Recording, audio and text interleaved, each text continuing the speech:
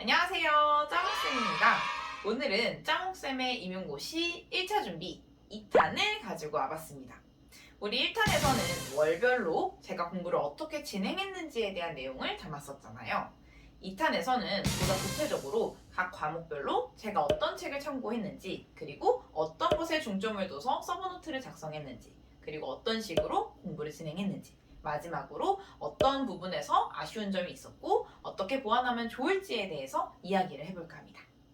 자, 그럼 2탄에서도 본격적으로 1차 준비에 대한 꿀팁을 많이 준비했으니까요. 많은 시청 부탁드립니다. 감사합니다.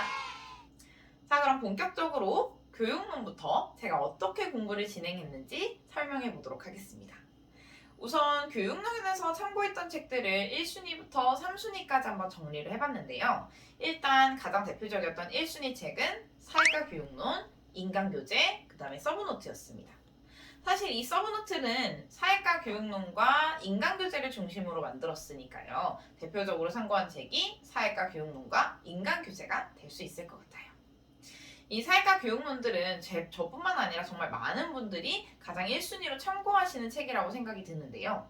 저는 이 책을 수시로 살펴보면서 어떤 내용이 있는지 각 모형에 대한 구체적인 설명을 이해하고 그 부분을 보완해 나갔습니다. 더불어 인간교재에서는 개론서와 관련된 내용들이 일목요연하게 잘 정리되어 있었기 때문에 그런 부분을 참고해서 서브노트를 만들거나 아니면 추가 보충 자료를 참고하면서 기존 개론서에 있는 내용들을 심화하고 응용해 나가는 연습을 진행하였습니다. 그 다음에 제가 2순위로 참고했던 책은 사회과 교육의 이론과 실제입니다. 사실 이 책은 2차에서 더 많이 참고했던 책이기도 한데요. 제가 1순위로 참고했던 사회과 교육론에서 나왔던 모형 중에 조금 부족한 부분이 있거나 이해가 되지 않는 부분에 대해서는 사회과 교육의 이론과 실제 책을 참고하면서 모형에 대한 이해를 심도 깊게 진행하였습니다. 마지막으로 3순위로 제가 봤던 책은 협동학습의 이해와 실천인데요. 이 책 같은 경우는 협동학습과 관련된 내용이 정말 잘 다뤄져 있기 때문에 협동학습에 대한 내용, 모형이나 특징들을 이해하는 과정에서 정말 유용하게 잘 참고해서 사용했었습니다. 자, 그렇다면 본격적으로 제가 교육론을 어떻게 공부를 했는지 총 4단계에 거쳐서 이야기를 나눠보도록 할게요. 첫째, 교육론 같은 경우는 모형별, 주제별, 비교 정리를 진행하였습니다. 사실 실질적으로 기출이 되는 것들을 보면 교육론 같은 경우는 모형별 비교, 주제별 비교가 굉장히 많이 출제되고 있습니다. 그래서 실제로 서브노트를 작성할 때에도 서로 유사한 모형이나 유사한 주제들을 선정한 다음에 그것들과 관련된 내용을 한 페이지에 요약 정리하였는데요. 예를 들어 바하바스 셔미스의 시민성 전달 모형, 사회과학 모형, 반성적 탐구 모형 같은 경우는 서로 유사하게 비교되면서 출제가 되고 있잖아요. 그래서 서브노트를 작성할 때에도 이 3가지 모형들을 따로 작성하는 것이 아니라 3개의 모형들을 한꺼번에 합쳐서 한 표에 비교 정리하였습니다. 이렇게 서브노트를 서로 비교하면서 정리했다면 둘째, 문제풀이를 통해 약점들을 파악했습니다. 사실 서브노트를 정리하고 암기를 했다고 해서 그게 올바르게 인출이 되거나 문제풀이 과정에서 잘 적용되는 건 아니었는데요. 저희 이러한 약점들을 파악하고 보완하기 위해서 문제풀이 과정에서 어떤 부분이 약하고 이해가 되지 않는지를 꼼꼼하게 확인했습니다. 제가 가장 대표적으로 많이 확인했던 저의 약점들은 같은 모형이더라도 다르게 표현되거나 다르게 설명됐을 때 이게 같은 모형인지 인식하지 못한다는 것이었는데요. 이런 식으로 저의 약점들을 파악했다면 셋째, 개론서들을 다양하게 찾아보면서 그 약점들을 보완해 나갔습니다. 앞서 말씀드렸던 저의 약점인 같은 모형인데 다르게 설명된 경우 이게 같은 모형인지 이해를 하지 못하는 약점을 파악하기 위해서는 다양한 개론서들을 펼쳐놓고서 같은 모형에 대해 어떻게 설명하고 있는지를 비교해서 이해했습니다. 그렇게 하다 보니까 하나의 모형에 대해서 되게 다양하게 표현이 될 수 있다라는 것들을 이해하고 이 다양한 표현 방식 쪽에서 나타난 공통점들을 찾아가면서 이 모형들의 핵심적인 키워드와 핵심적인 내용들을 보다 구체적으로 확인할 수 있었습니다. 이런 식으로 개론서를 통해서 다양한 표현이 있다는 걸 파악한 다음에는 하나의 노트를 구매한 다음에 그 노트에 하나의 모형에 대한 다양한 표현 방식들을 정리해 나갔는데요. 이렇게 될 경우 나중에 급할 때 찾아보기도 정말 좋고 복습하는 과정에서도 다양한 표현 방식을 익힐 수 있기 때문에 아주 유용하게 적용되었습니다. 마지막 넷째. 이런 식으로 저의 약점들을 보완했다면 마지막으로 백지 인출을 통해 제대로 이해가 되고 머릿속에 기억이 됐는지를 한 번 더 확인했습니다. 백지 인출을 할 때에는 앞서 말씀드린 바와 같이 교육론에서는 모형별, 주제별 비교가 중요하기 때문에 모형별, 주제별 비교를 중심으로 백지 인출을 진행하였습니다. 사실 교육론 같은 경우에는 다른 교과보다는 정리만 잘 돼 있고 이해만 제대로 된다면 훨씬 더 풀기가 쉬운 과목이라고 생각을 했는데요.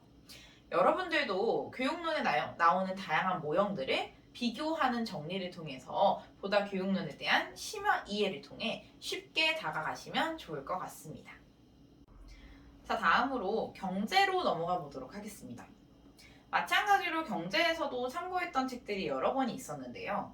우선 1순위로 제가 참고했던 책은 현대 경제학 원론 3인 공저와 경제학 원론 2인 공저였습니다. 제가 서브노트를 작성할 때에는 현대 경제학 원론 3인 공저를 중심으로 서브노트를 작성하고 추가적으로 개론서에 대한 이해나 보충이 필요할 때에는 경제학 원론 2인 공저를 중심으로 이해를 진행했습니다. 그 다음에 2순위로 제가 봤던 책은 7급 경제학 책이었는데요. 사실 시중에 나와 있는 7급 경제학 문제집들이 문제의 깊이라던가 정리되어 있는 요약본들이 잘 되어 있기 때문에 중간중간 문제를 통해서 심화 보충하거나 이해가 되지 않은 부분에서 해설을 참고할 때 주로 사용을 하였습니다. 자, 그럼 본격적으로 제가 경제 공부를 어떻게 진행했는지 총 3가지 단계에 거쳐서 이야기를 나눠보도록 할게요. 첫째, 목차 정리를 통해 전체적인 흐름을 파악했습니다. 사실 경제 같은 경우는 그 어떤 학문보다도 그 목차상에 나와 있는 흐름 파악이 가장 중요하다고 생각했는데요. 그래서 미시부터 거시까지에 이르기까지의 모든 목차들을 정리하고 그걸 구조화함으로써 전반적인 큰 틀의 흐름을 파악하였습니다.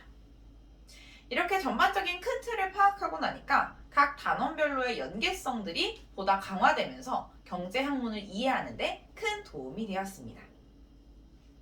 둘째, 개론서와 7급 경제학 책을 통해 기본적인 내용에 대한 이해를 탄탄하게 진행했습니다. 사실 실제로 출제되는 경제 같은 경우는 각각의 문제 상황에서의 경제 원리가 어떻게 적용되는지를 해설하는 방식으로 출제되고 있잖아요. 그래서 기본적인 원리나 개념에 대한 이해가 제대로 되어 있지 않을 경우에는 문제 상황에 대한 적용이 어렵다고 생각했습니다. 그래서 개론서라던가 7급 경제학에 나와 있는 기본 개념에 대한 해설들을 꼼꼼하게 읽어보면서 그 내용을 심도 있게 이해하였습니다. 셋째, 실제 출제되는 경제 문제 상황에서의 해설들을 정리하고 암기하였습니다. 경제 같은 경우는 기본 개념이나 원리를 각각의 문제 상황에서 정리하고 응용하는 학문인데요. 예를 들어 인플레이션 갭이나 경기 침체 갭이 존재할 때 장기 균형이 어떻게 이루어지는지에 대한 문제가 출제됐을 때 이것과 관련된 해설을 개론서나 인강교재에서 찾아본 다음에 그 과정을 정리해서 암기하였습니다. 이런 식으로 출제되었던 그동안의 경제 문제들에 대해서 해설집을 정리하고 이것들을 외우는 과정을 진행했는데요. 이렇게 될 경우에는 제가 외웠던 기본 경제 개념이나 원리를 어떻게 응용하는지 그 방법을 파악할 수 있었기 때문에 경제 문제를 풀고 경제 점수를 높이는데 아주 큰 도움이 되었습니다. 경제 같은 경우는 전반적인 흐름 파악과 이걸 어떻게 응용하는지에 대해서 중점적으로 다루는 것이 가장 중요하다고 생각했는데요. 여러분들도 경제학에 대한 기본적인 개념과 이것들이 실제 문제에서 어떻게 응용되는지 그 해설을 정리하면서 과정을 이해하신다면 경제 공부를 하시는데 큰 도움이 되실 수 있으리라고 생각합니다. 다음으로 사회문화로 넘어가 보도록 하겠습니다. 우선 사회문화에서도 총 3가지 순위에 걸쳐서 참고한 책들이 있었는데요. 1순위로 제가 참고했던 책은 사회학의 이해, 비판적 사회 읽기, 그리고 인간교재였습니다. 기본적인 개론서들을 통해서 각각의 개념이라던가 이론에 대한 이해를 하고 인간교재를 통해서는 이것들이 정리되어 있는 목차 또는 보충 자료들을 중점적으로 파악해 나갔습니다. 그 다음 제가 2순위를 참고했던 책은 수능특강 사회문화입니다. 사실 사회문화, 정치, 법 같은 경우는 수능특강이라던가 교과서가 아주 유용하게 사용되었는데요. 그래서 사회문화에서도 마찬가지로 수능특강이랑 사회문화 교과서를 통해 그 개념에 대한 해설 방법과 이해를 도모하였습니다. 자, 그럼 본격적으로 제가 사회문화를 어떻게 공부를 진행했는지 총 3가지 단계에 걸쳐서 이야기를 나눠보도록 할게요. 첫째, 이론 간 비교를 중심으로 서브노트를 정리하였습니다. 사회문화도 마찬가지로 기능론, 갈등론 간의 비교, 이런 식으로 이론 간의 비교가 많이 출제되고 있는데요. 그래서 마찬가지로 한 페이지 안에 간략하게 표 형식을 사용해서 서브노트를 정리하였습니다. 이런 식으로 비교 정리해서 서브노트를 완성하고 이를 이해하고 암기했다면, 둘째, 문제풀이를 통해서 제가 가진 약점들을 파악했습니다. 사회문화도 마찬가지로 같은 이론을 어떻게 표현하는지 다양한 표현 방식들이 나타난다는 게 특징적이었는데요. 수능이나 모의평가, 기출들을 풀면서 같은 모형에 대한 다른 표현 방식들을 파악하고 이를 한 권의 노트에 정리했습니다. 특히 사회문화의 몇몇 이론들은 개론서에는 나와 있지 않지만 교과서나 수능특강, 수능 지문에서는 출제되고 있는 경우가 상당히 많았는데요. 그래서 개론서만 보지 않고 교과서나 수능특강, 수능자료, 모의평가 자료들을 확인하면서 각각의 이론들에 대한 다양한 표현 방식들을 정리해 나갔습니다. 셋째, 백지 인출을 통해서 제가 이해하고 파악했던 내용들이 올바르게 저장됐는지 끊임없이 확인하면서 복습을 진행했습니다. 마찬가지로 백지를 인출할 때에는 그냥 인출하는 것이 아니라 각 모형들의 비교를 통한 인출 또는 특징이나 장단점 중심의 인출들을 통해서 제가 각각의 이론들에 대한 핵심 키워드와 내용들을 잘 파악하고 있는지를 확인하였습니다. 자, 다음으로 법을 어떻게 공부했는지 이야기를 한번 나눠보도록 할게요. 법 같은 경우에 제가 참고했던 책들은 우선 한국인의 법과 생활 그리고 인간교재를 중심으로 파악했습니다. 그 다음 사회문화와 마찬가지로 수능특강과 교과서를 중심적으로 그 기본 내용에 대한 이해를 보충해 나갔습니다. 자, 그렇다면 본격적으로 제가 법 공부를 어떻게 진행됐는지 마찬가지로 3가지 단계에 걸쳐서 이야기를 나눠보도록 할게요. 첫째, 목차 정리를 통해서 기본적인 큰 틀을 파악해 나갔습니다. 법 같은 경우도 내용이 너무 광범위하고 방대하기 때문에 기본적인 목차 정리를 통해서 어떻게 구조화가 진행될 수 있는지 그 큰 틀을 파악해 나갔습니다. 둘째, 수능특강이나 교과서를 통해서 기본 개념에 대한 이해를 진행하였습니다. 사실 한국인의 법과 생활 같은 경우는 너무 기초적인 내용이라고 생각이 되었고 인간교재 같은 경우에는 너무 깊은 내용을 다루고 있다고 생각했기 때문에 그 중간적인 수준에서의 기본 내용 이해가 필요했는데요. 이 과정을 거치기 위해 수능특강과 교과서를 참고해 보면서 중간적인 수준에서의 기본 개념 이해를 탄탄하게 진행하였습니다. 셋째, 문제들에 대한 오답 노트 풀이를 통해서 기본적인 응용 방법을 보완해 나갔습니다. 법 같은 경우는 기본 이론이라기보다는 실제 상황에 적용되는 학문이기 때문에 그게 어떻게 응용되는지에 대해서 이해하는 것이 좀 어려웠는데요. 이러한 부분들을 보완하기 위해 수능이라던가 기출문제를 풀고 그 과정에서 제가 어렵다고 느낀 부분이나 틀린 문제들을 오답노트를 작성하면서 어떤 식으로 학문들이 응용되고 있는지를 정리해 나갔습니다. 그래서 법이나 모의평가 오답노트를 통해서 실제 법들이 어떤 식으로 응용되고 어떤 식으로 현장에서 적용되고 있는지 그 감을 익히는데 중점을 두었는데요. 이 과정을 통해서 핵심 키워드나 핵심 내용에 대한 인출을 같이 적용함으로써 제가 갖고 있었던 기본 개념에 대한 이해가 제대로 응용되고 적용되는지를 끊임없이 확인해 나갔습니다. 다음으로 정치를 어떻게 공부했는지에 대해서 이야기를 나눠보도록 하겠습니다. 우선 제가 정치에서 참고했던 책은 정치학의 이해, 인간교재, 그 다음에 수능특강, 그리고 정치 교과서였습니다. 저 같은 경우는 맨 처음에는 인간교재를 중심으로 정치를 이해해 나갔는데요. 이 과정에서 저는 인간교재만 의존하다 보니까 오개념이 생기거나 잘못 이해하는 경우가 많았습니다. 그래서 인간교재만 보는 것이 아니라 꼭 개론서나 교과서, 수능 특강 자료를 함께 보시면서 오개념이 생기지 않는지를 끊임없이 파악해 나가시는 게 굉장히 중요합니다. 자, 그럼 본격적으로 제가 정치를 어떻게 공부를 진행했는지 총 4단계의 과정을 통해서 한번 이야기를 나눠보도록 하겠습니다. 첫째, 정치도 마찬가지로 이론 간의 비교 또는 정부 형태 간의 비교 이런 식으로 비교하는 문제가 많이 출제되고 있었는데요. 그래서 서브노트를 작성할 때에는 이런 식으로 주요 내용들에 대한 비교 정리를 통해서 그 개념을 이해해 나갔습니다. 둘째, 기본 개론서를 꼼꼼하게 보면서 기본 내용에 대한 이해를 보다 심층적으로 탄탄하게 보완하였습니다. 앞서 말씀드린 바와 같이 정치 같은 경우도 하나의 교재만 파악하게 될 경우 오개념이 생기기 쉬운 과목이었는데요. 그래서 개론서를 중점적으로 보되 교과서나 수능 특강을 끊임없이 함께 보면서 그 내용에 대한 이해를 올바르게 진행했습니다. 셋째, 문제풀이를 통해서 같은 개념에 대한 다양한 표현 방식을 이해하고 이를 정리해 나갔습니다. 정치도 마찬가지로 굉장히 다양한 표현들이 존재하고 있었는데요. 그래서 기출문제나 수능, 모의평가, 교과서를 통해서 하나의 개념에 대한 다양한 표현들을 이해하고 그것들을 하나의 노트에 정리해 나갔습니다. 이런 식으로 한번 정리를 하고 나니까 다양한 방식으로 표현이 되더라도 그 속에 나타나는 핵심 키워드와 핵심 내용을 파악할 수 있어서 굉장히 유용했습니다. 넷째, 수능을 중심으로 경제에 대한 기본 이해를 심화하는 응용 보완을 해나갔습니다. 사실 수능에서 출제되는 정치 같은 경우는 난이도도 상당히 깊고 그 범위도 다양하게 출제되고 있는데요. 그래서 정치 같은 경우는 수능 문제를 여러 번 풀면서 어떤 식으로 개념들이 응용되고 적용되는지를 파악하고 이를 이해하는 데 노력하였습니다. 여기서 끝나는 것이 아니라 제가 이해했던 핵심 키워드나 핵심 내용들을 백지인출을 사용함으로써 제가 올바르게 암기하고 있는지를 꾸준히 확인해 나갔습니다. 사실 정치 같은 경우에는 수능이라던가 모의평가에서 굉장히 질 높은 문제들이 많이 출제되고 있으니까요.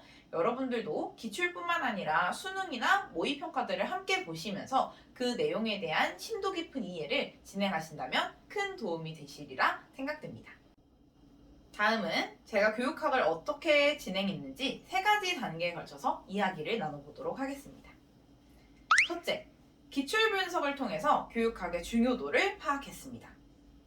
사실 교육학 같은 경우는 너무 방대한 내용이 많아서 굉장히 막막했던 과목 중에 하나였는데요. 그래서 기출 분석을 통해 저 나름대로의 중요도를 파악했습니다. 그래서 제가 파악했던 중요도들은 1순위 교육과정, 교수학습, 교육평가 2순위 교육행정 3순위 교육심리, 생활지도 및 상담 4순위 교육사회 5순위 교육철학이었습니다. 사실 이건 제가 기출 분석을 통해서 저만의 주관적인 기준에 따라서 분류했던 중요도이기 때문에 기출이 진행되는 과정에서 얼마든지 순위는 변경될 수 있다고 생각합니다. 그래서 여러분들도 제 것들을 참고하셔서 여러분이 실제로 1차 준비를 진행하실 때 교육학의 중요도가 어떻게 나눠져 있는지 기출 분석의 과정을 통해서 자신만의 기준으로 순서를 정리하신다면 공부하실 때 조금 더 효율적으로 진행하실 수 있지 않을까 생각이 됩니다. 둘째, 저만의 서론, 결론 구조를 통해서 논술형 작성 틀을 완성하였습니다. 교육학 같은 경우는 정말 방대한 양의 논술형 과목이기 때문에요. 저만의 균형 잡힌 틀이 중요하다고 생각했습니다. 그래서 서론과 결론 같은 경우는 저만의 틀을 만들어서 적용을 하였고요. 본론 같은 경우는 첫째, 둘째, 셋째와 같은 구조와 방식을 통해서 보다 짜임새 있고 보기 좋은 서술 방식이 되도록 끊임없이 연습하였습니다. 셋째, 교육학을 작성하는 연습을 할 때에는 실제 시간보다 5분 단축해서 연습을 진행하였습니다. 실제 문제 상황에서는 당황을 할 수도 있고 모르는 내용이 나왔을 때에는 작성이 어려울 수도 있기 때문에 이러한 부분들에 대한 보완 연습을 하기 위해서 연습하는 과정에서는 5분의 시간을 단축해서 진행을 했는데요. 답안을 작성할 때에도 그냥 작성하는 것이 아니라 실제 답안지와 유사한 답안지를 구매를 해서 거기다가 연습을 하면서 진행을 하였습니다. 그리고 답안을 작성할 때에도 핵심 키워드와 핵심 내용이 반드시 들어가게끔 작성을 하였는데요. 실제 채점을 할 때에도 핵심과 키워드 중심으로 채점이 된다고 생각하기 때문에 이러한 부분에 있어서 중요도를 두고 진행을 하였습니다. 자, 여기까지 전반적으로 제가 2탄에서 어떻게 과목별로 공부를 진행했는지에 대해서 이야기를 나눠봤는데요. 사실 모든 교과목의 특징, 공통점들을 파악해보자면 우선 기출을 통해서 중요도를 파악하고 개론서나 인강교재, 수능특강, 교과서를 통해서 기본 개념을 이해한 다음에 이를 실제 문제에서 핵심 키워드와 핵심 내용이 나오게끔 올바르게 응용하는 방법을 연습했다는 게 공통적이라고 할 수 있습니다. 그래서 여러분들도 공부를 하실 때 가장 중요하게 공부해야 되는 부분들을 꼼꼼하게 확인하시면서 과목별로 특징적 있게 정리하신다면 보다 효과적인 공부법이 될 수 있으리라고 생각합니다. 오늘도 영상 봐주셔서 너무 감사드리고요. 저의 영상이 여러분들에게 작게나마 도움이 되기를 끊임없이 희망하고 있겠습니다. 감사합니다.